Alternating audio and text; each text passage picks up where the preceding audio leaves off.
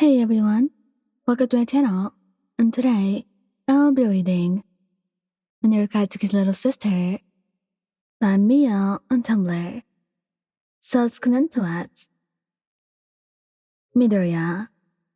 Being friends with Katsuki since childhood, it also meant that the two of you would end up being friends as well. It was not a surprise to Katsuki, and not one for you too. Even if Katsuki found it a little bit annoying when you kept joining them when you were little, playing together, and having weird cat conversations.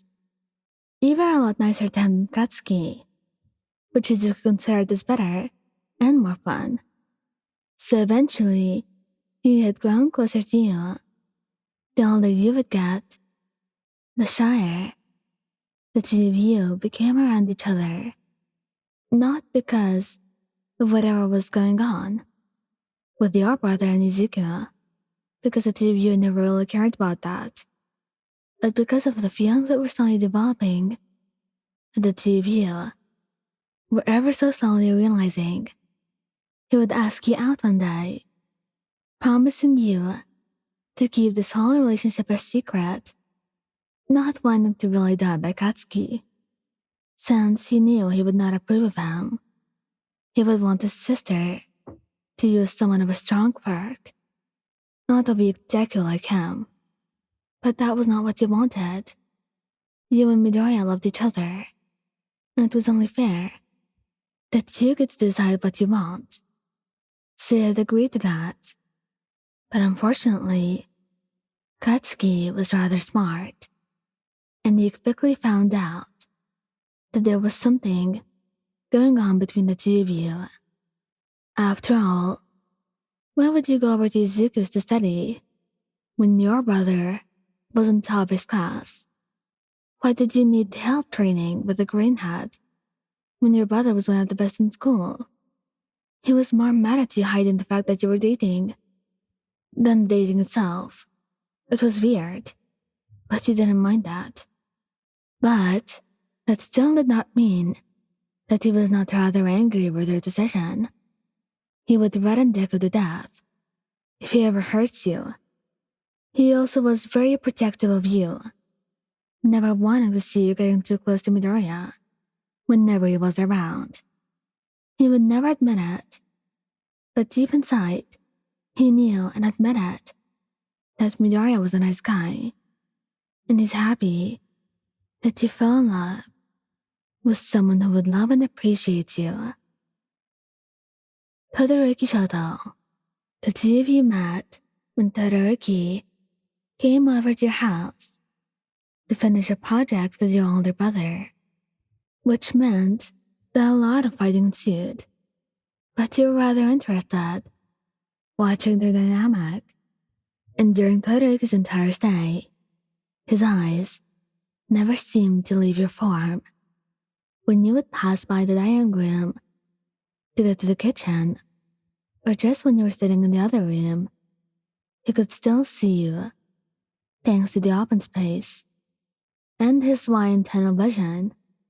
He really just wanted to look at you, and he didn't realize how obvious he was being. What he thought was so interesting about you was the fact that you were the polar opposite of your brother. Calm, gentle, and shy. Yep, polar opposites. You were nothing alike, even though you were raised in the same house. With that, he always made it so that he could pair up with the angry blonde more often, just so he could come around and see you, even though sometimes the headaches were too much. And the more he would come over, the closer the two of you got. And eventually, phone numbers were exchanged, and the two of you were texting 24/7. You would often sneak out behind Katsuki's back to go out with Todoroki, and thankfully, he never seemed to notice. Until one day, it slipped from your mouth, greeting the dual-haired boy. Instead of calling his name, Babe stepped out. The three of you just stood there, in awkward silence. Katsuki deciding to break the silence with a low curse, a reaction you were not expecting to say the least. But honestly, Katsuki was not that annoyed with your choice. Seeing how respectful and gentle Todoroki always was with you, he really didn't mind your relationship at all. Tamaki Amajiki, he saw you for the first time when you came to cheer your brother during a competition or something like that. And being like your brother, you were confident and rather straightforward with him. Seeing how Tamaki was eyeing you all the time and picking up, he was more on the reserved side. You had decided it would be best for you to make the first move, especially since from what you knew, if you waited, there would be no moves at all from Tamaki's side. So, giving him your number and texting for a while, he realized that you weren't exactly like the angry blonde, being much softer and calmer, and he liked you way more. And deciding that you had had enough of waiting, you eventually asked him out. And luckily for you, Tamaki and Katsuki did not interact a lot, thus your older brother never really found out about your relationship, and that was before he came back for the weekend, spending it with his family rather than at the dorms. And all he happened to come see was Tamaki hanging out with you in his living room, with your head in his lap. He had to clear his throat to get your attention. Tamaki jumping out, apologizing over and over again. After he explained what was going on, he honestly could not care less. He didn't know Tamaki very well, apart from being a sweet, kind guy.